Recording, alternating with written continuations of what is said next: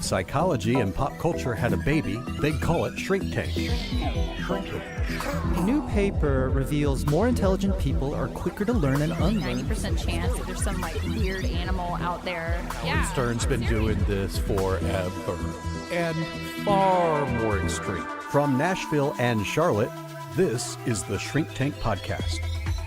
Welcome, everybody. If you're joining us for the first time, a very special welcome to you. And if you're coming back for more, thanks so much for joining us. I'm Dave Verhagen here in Nashville. We've got a great show for you. Our trending topic today is suicide and celebrities.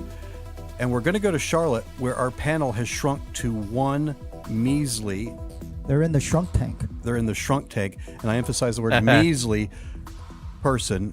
Dr. Frank Gaskell's with us. Hello, Frank. You're all by yourself. All by myself. Table for one, sir. That is not true. He is in a dark room with Sean Beck, and that's not the first time that's happened, ladies and gentlemen, but I digress. Okay, that's true. Good point. Yeah, it is a good point. So, Frank, we a little while ago did Heroes Con and yes, and did two panels of the Shrink Tank podcast. What was the whole Heroes Con experience like for you? I really enjoyed it more than past cons because we did not have to worry about setting up a booth, taking it down, going down on Father's Day, taking out the TV. That was great. And I actually feel like I've gotten the whole cosplay out of my system. I was glad I wasn't dressed up.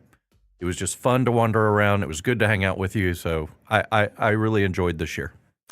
And Jonathan Hedderly's here. Jonathan is a certified Asian who rounds out the panel. And Jonathan, you're here with me in Nashville. I am in Nashville. There is an Asian in Nashville. I know it. Find me. Wow. Yep. Alert the media. So what have you been doing since you've been in Nashville? What are the things you've been up to? Well, I went and hung out in Franklin, Tennessee. A lot of cool little shops and history there. I did a little bit of record store hopping, went to Jack White's Third Man record store, went to Grimey's, I believe it's pronounced. So great way to spend some time or even waste some time, like a lot of treasure troves of stuff. And tonight, it will have already happened by the time our audience hears this podcast. But Dave, you and your lovely wife, along with me and my lovely wife and some others, are going to go see Paul Simon in concert, his Homeward Bound tour. I'm so excited. Wow. Yep. That's amazing. Big fun. Going to be big fun. Apparently he plays like 26 songs over 3 hours. No opening act. No opening act. So he's rocking it.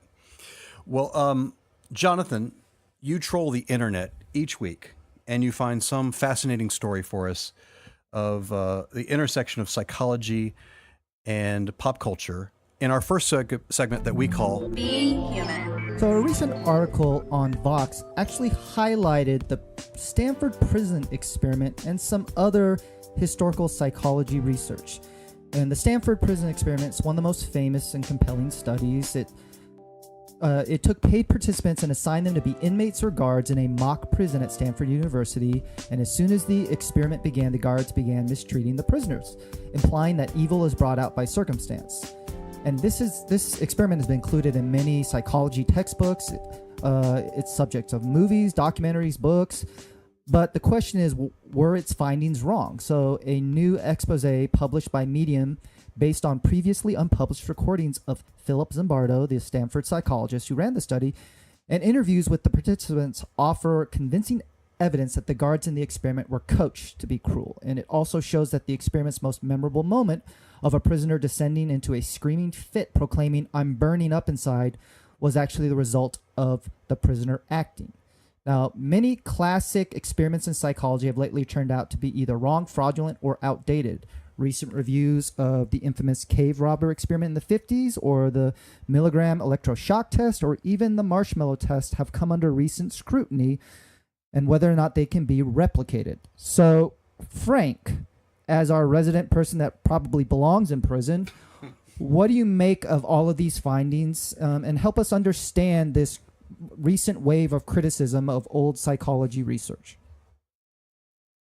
Well, my first emotion was I just felt sad because of Phil Zimbardo and his legacy and just what a bad way to go out. And his little with a chat with you about porn and Viagra. Wasn't it an Yeah. intervention, not a chat? Yeah, it was a little intervention with It Frank. felt like I felt like I was in the Stanford prison experiment. But I mean I get what they're saying, and it's valid, it's accurate, but here's my struggle. If that's not true, then real life circumstances are mirroring the truth of the study.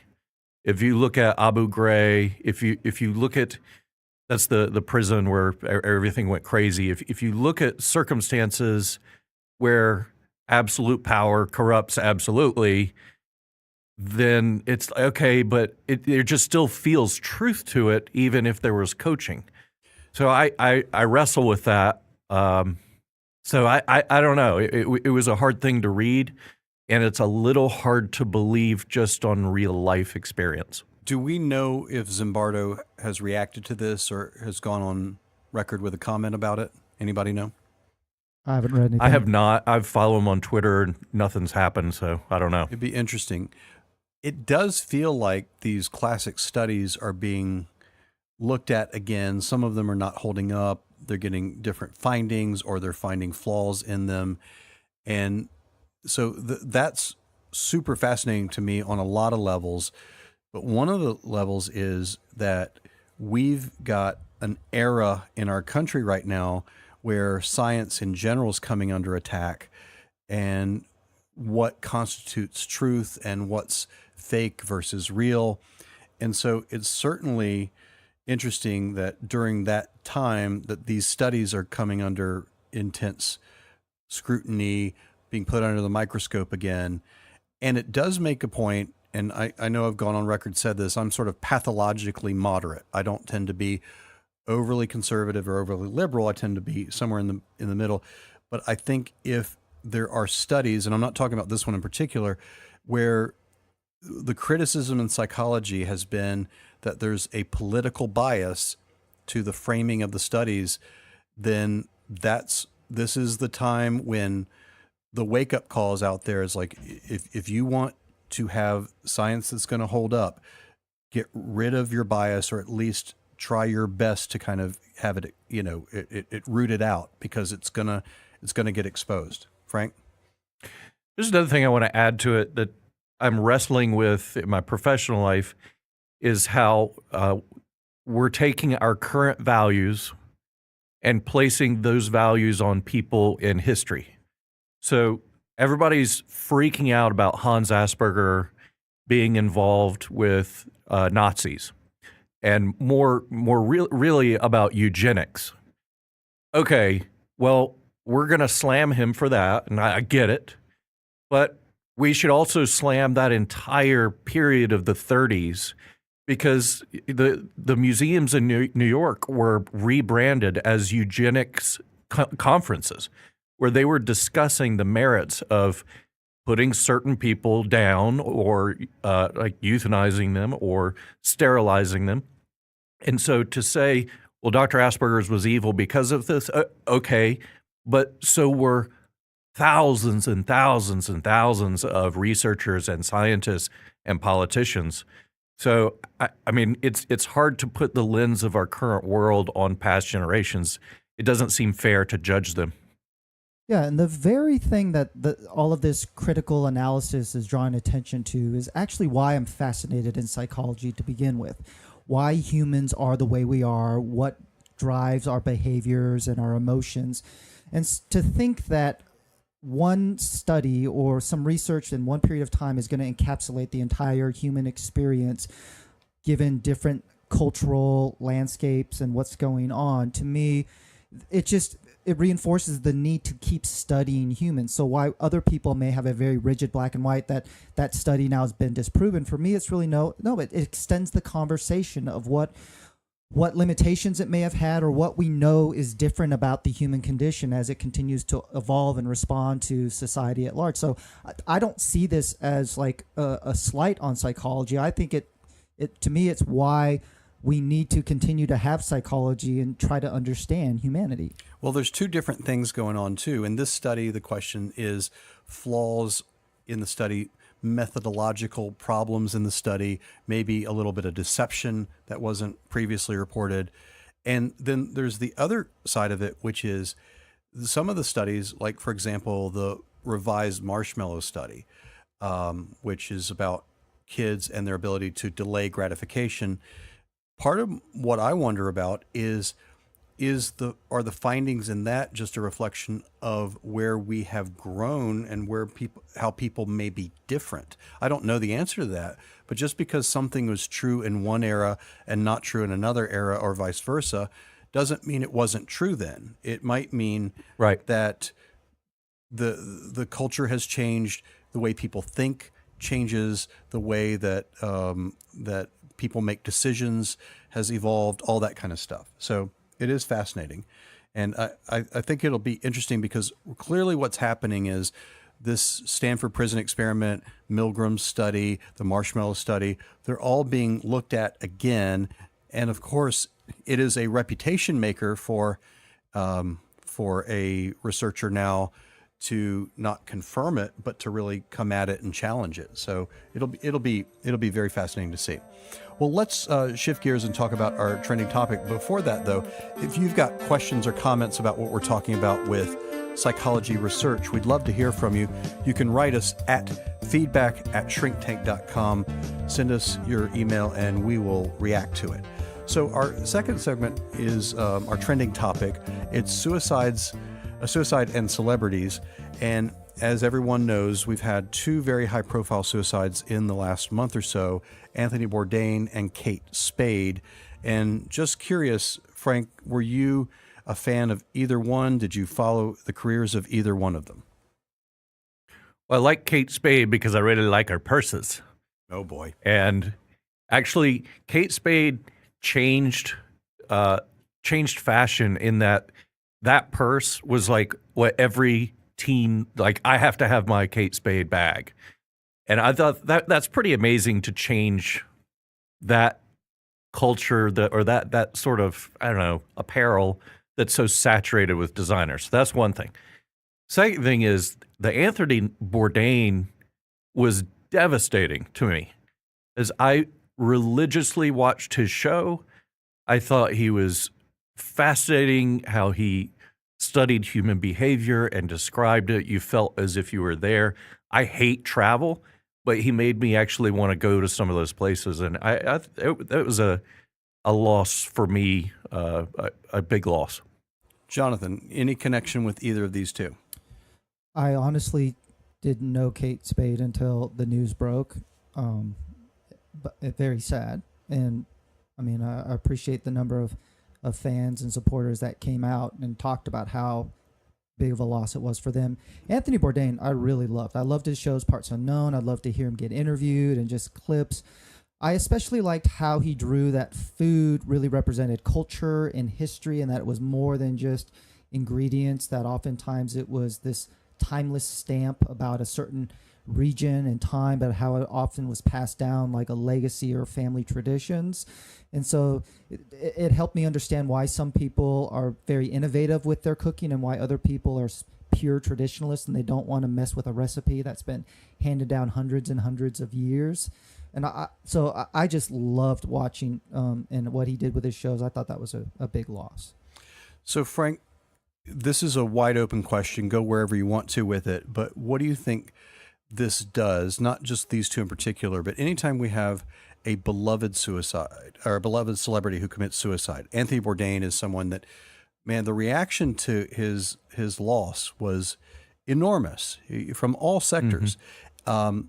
So what does that do, good or bad, culturally for us? What happens, do you think?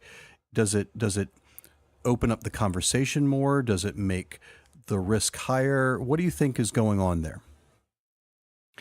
I think it's probably opening the conversation up more. There's obviously copycat type stuff, but you're hearing these suicide walks, and suicide awareness seems to be a lot higher.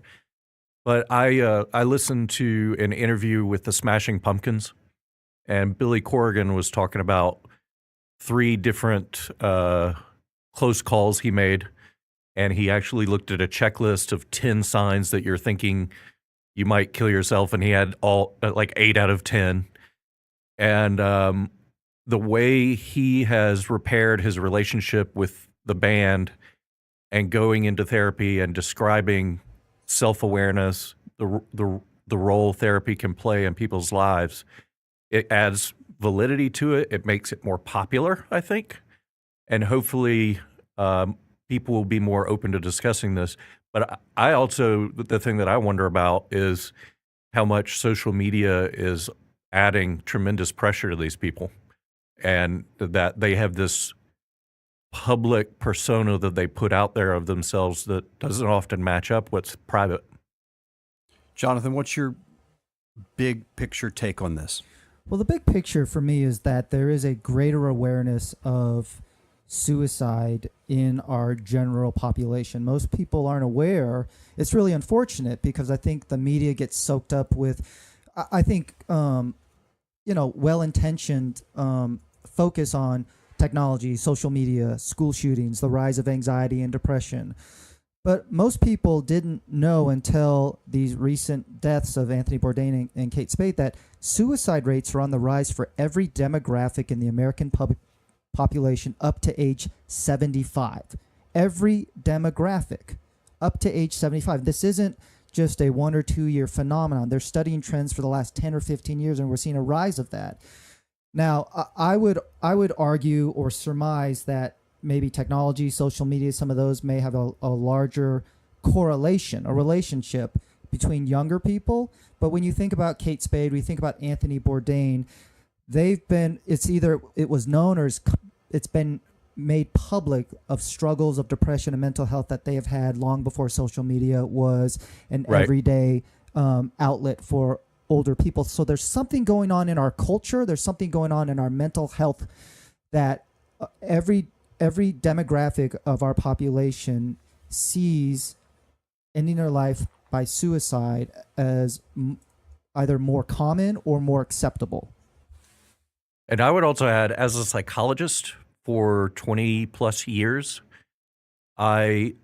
since November of last year, I have lost 3 clients to suicide. And before that, none. So that's just been very striking and upsetting for me. Well, Ian, I don't know. This is, our individual experiences are tougher, but because it's hard to draw trends from. But, 2 years ago, I moved to Nashville from Charlotte, and I felt like, man, the people here are, the risk of suicide's higher. I haven't had a client who has committed suicide, but just lots of people coming in who are seriously contemplating it or had made attempts. And I'm like, wow, there's something going on here in Nashville. And then when I was talking to my colleagues back in Charlotte, they're like, no, we're seeing the same increase there too over the past 2 or 3 years. So, and what the CDC says is that there's a 25% increase in the past 18, 19 years since really the turn of the century. And it's across the board, like Jonathan's saying, and it's in almost, I think it's every state except Nevada, which already had a high suicide rate. Yeah. So we're seeing this being pervasive across the board. So particularly when it comes to celebrities and suicide, there's obviously opportunity there because it lets us talk about it like we're doing now. But do you feel like the high profile suicides like Anthony Bourdain, Kate Spade, increase the risk for the general population for suicide? Jonathan, what's your take on that? I don't know, because I've read a lot about how people are framing the conversation of 2 people from the general population's perspective seem to have it all, and it still wasn't enough. And I think that has helped some people step back and say, really, what is driving our day-to-day lives, and what are we putting all of our eggs in what basket of what defines happiness and fulfillment and meaningfulness? Now, I think for maybe celebrities or high-profile people, it really calls into questions of a life where there's always pressure. You're always fighting to either make it or stay at the top, and that can be an incredibly taxing way to live. If you have these hopes and dreams and then you achieve them, but then you have to keep doubling down and try harder and harder, because all of that fame and fortune can be taken away, because it's such a cutthroat industry of all sorts like that. But it doesn't explain what's going overall in our culture. But another question I have, and I don't have the answer, because I do believe we need to take the stigma away from mental illness, suicide, but are we inadvertently normalizing it as well if we don't frame it in a healthy and responsible way? The more you talk about suicide, for some people, the way it's framed, are you really giving them more ideas or legitimizing that as an acceptable way of dealing with life's problems? Frank, what's your take on the impact of these high-profile suicides? Well, I think time will tell, but my hope is it's going to maybe not necessarily shine the light squarely on suicide, but shine the light on therapy and what therapy does. I think that's being able to pull the curtain back, popularize psychology, make it more of the conversation, I think is big.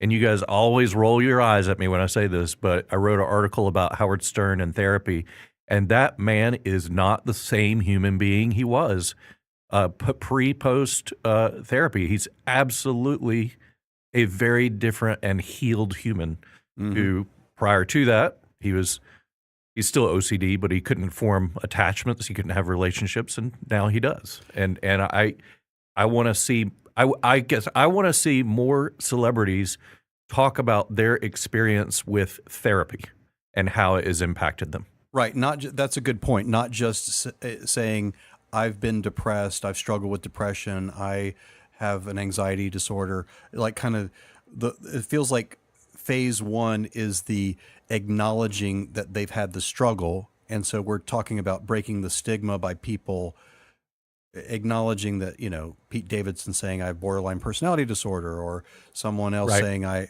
have panic attacks or whatever, but also that I did treatment in therapy and it helped me. And we have had a little bit of that, but that would seem like phase two of not just I have the struggle, but here's the thing. And it doesn't have to be just therapy, but including that is helpful or that helps me. Jonathan, any thoughts about that?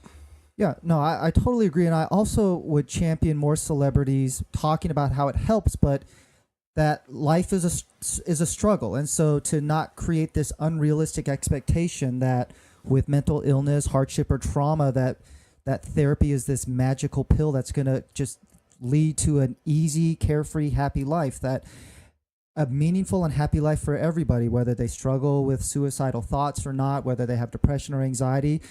It's a grind, but you have to stay in the game, and that it's worth it. And I think the more that celebrities can talk about their experience in therapy, but also talk about, like, marriage is hard. Being a woman in this industry is hard. A happy life is hard. And they see that therapy is a wonderful resource and tool to help, but it's also about learning to live and manage your depression, manage your mental health, manage your mental illness. Well, you remember Michelle Wolf. She's the woman that did the Correspondents' Dinner, got a lot of controversy about it.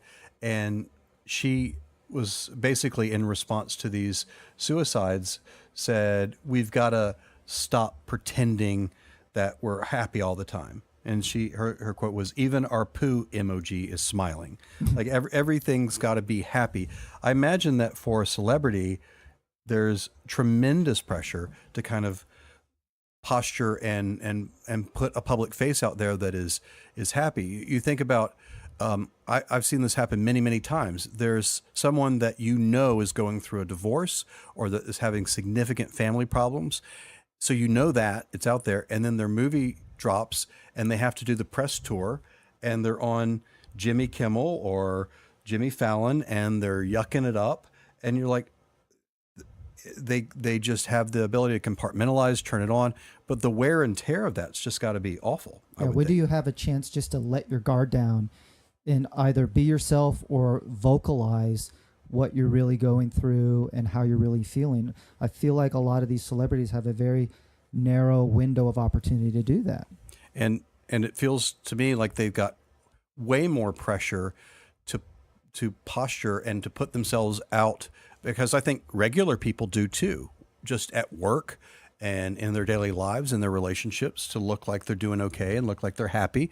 And you've got celebrities that are having to do that in front of millions of people, literally, while they're going through some of the hardest stuff that they're going through. So I don't know what the way out for them is. I don't know how you begin to communicate to celebrities, look, it is totally fine for you to be going through a hard time. And I know you got to do the press tour, and I know you've got to do that, but to kind of move toward a more real representation. Frank, any thoughts about how to get there? I don't know how to get there, to be honest. I think it's just going to be other celebrities modeling it. And it could be that through the Me Too movement that people are being more vocal, they're being more real, they're engaging relationally, but I think time will tell. I'm not sure how we're going to get there. Well, I think we have an opportunity in our culture right now. I'm seeing it more in education and in the sports world of placing a premium on mental health and mental well-being. And so the question becomes, will Hollywood and the entertainment industry band together to create these opportunities and resources for folks in those industries, and not just wait till they're right on the edge of breaking down? It's really about managing their overall well-being, and at the first sign of trouble, giving them resources and options. Versus I know a lot of folks, even that I see in therapy, they feel tremendous pressure of how to prioritize their mental health without it creating a negative ripple effect on all of their demands and obligations. It's a big conversation. We'll continue with it in future podcasts. But if you have questions or comments that you'd like to hit our way, write us at feedback@shrinktank.com. We'd love to get your emails and react to them. Well, let's move to our final segment that we call our doctor's orders. These are things that we're personally enjoying in popular culture. And Frank, do you have something for us? I have two. One, on the first note, is I want to recommend therapy. I'm in it. I take an antidepressant. It works. And look what it's done for you. I probably jumped in a little too late. I know. Look, I'm a picture of mental health. Yeah. Wait, good mental health, right? Yeah. The second one. Hey, Sean, edit that part out. Just kidding. All of it? Just the laughter. Thank you, Sean tears. Beck. The laughter I like through the to tears. hear from you on the show. But the second thing is iRoll. If you have SiriusXM, get the app and pay for the premium service, because now Howard Stern's interviews are all in video. They've been edited really smoothly, and you are basically in studio with all these celebrities talking about intensive stuff. And he's got a library of hundreds and hundreds of interviews. And the most recent one I heard was with the Smashing Pumpkins, and it is phenomenal. Jonathan. Well, I've already mentioned on a previous podcast, I think this summer slate of films may be a little underwhelming. So I've really redirected a lot of my time and attention to music, and I might have already recommended this album, but by golly, I'm going to recommend it again. Leon Bridges' sophomore album, Good Thing, is out. If you love soulful music, Leon Bridges from Texas, his second album, it's got a lot of soul and groove and chemistry. I highly recommend it. It's called Good Thing by Leon Bridges. And my recommendation is a book called Caddyshack, The Making of a Hollywood Cinderella Story. It is by Entertainment Weekly's film critic Chris Nashawati.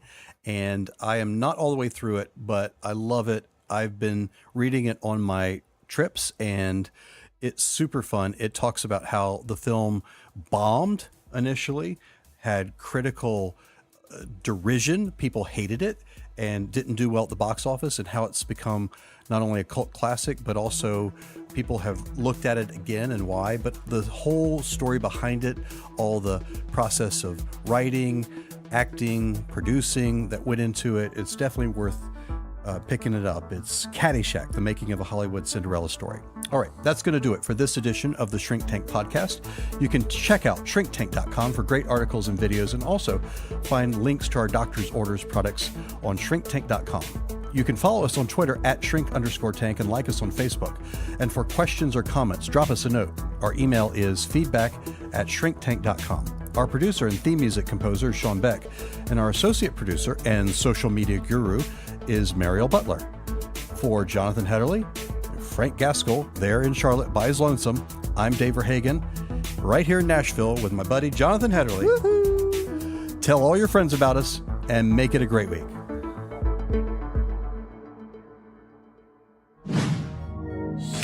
Okay.